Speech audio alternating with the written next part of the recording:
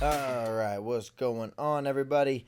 Vince with V-Shred. I'm going to give you guys a back and bi workout.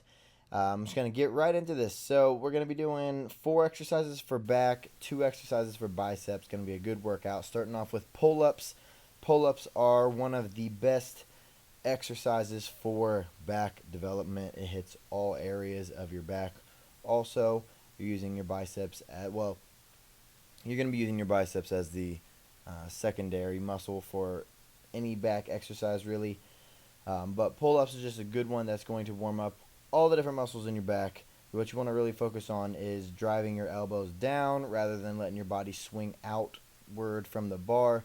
And then, as you saw right there, I like to end on an isometric hold just to get some blood rushing into the muscles. So 3 sets of that, and then you're going to move on to neutral grip lat pull downs. Now, you're going to be doing 4 sets of these. This is just basically, not all gyms are going to have this exact grip. Just make sure you have a neutral grip and your elbows are actually going in front of your body rather than out to the side. The reason is you want to go for shoulder extension. While your elbows coming out to the side and down in towards your body is one way to work your lats. The other is by your elbows coming in front of your body, and these are both going to work on lat width to give you a V taper. And as you saw, I actually changed the weight and I'm going heavier with each set, just slightly heavier. It's not way heavier.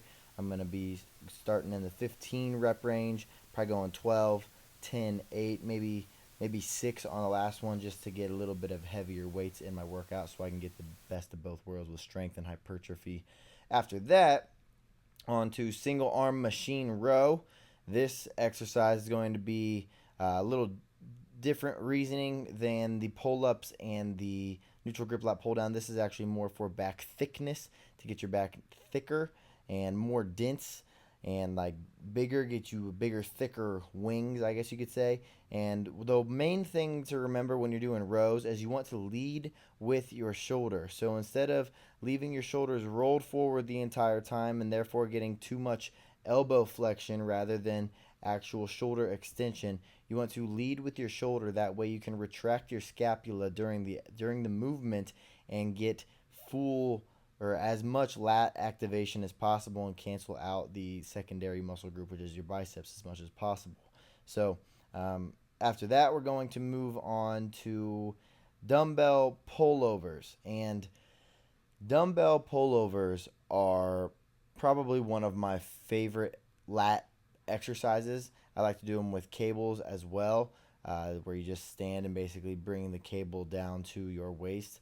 But one of the main things to remember here is that you want your waist to actually be about even with the bench. That way your lats can get a full stretch. And then when you bring the weight up, you want to lead with your elbows. So you don't want to bend your arms a bunch, otherwise you're going to start working your triceps. And then you want to bring it just above your head and then go right back into the next rep. Otherwise, you're going to lose tension. So 4 sets of all of those exercises. Then we're going to move on to biceps, alternating dumbbell curls, a very common yet very effective bicep exercise. What you want to focus on with these is a controlled movement. I hate going to the gym and seeing guys who are throwing the weights around, can't control it because they think that they look stronger because they're curling more weight. No, get rid of your ego. I think I'm curling like 30-pound dumbbells here, and I don't know if I went much heavier than 30-pound dumbbells. But as you can see, I'm very controlled with my movement. I'm contracting my bicep on the way up, and I'm lowering it down in a controlled movement. I'm not swinging with my shoulders at all and then dropping it back down controlled. And then another thing you can see, I'm keeping my elbow in pretty much the same position the entire time. I'm not letting it pull too far forward where I'm actually going to be cheating and using a little bit of my deltoid to actually get the dumbbell all the way up to the top. You really want to focus on keeping your elbow in the same spot to get that peak contraction. And then last but not least, we're going to finish it off with incline bench hammer curls.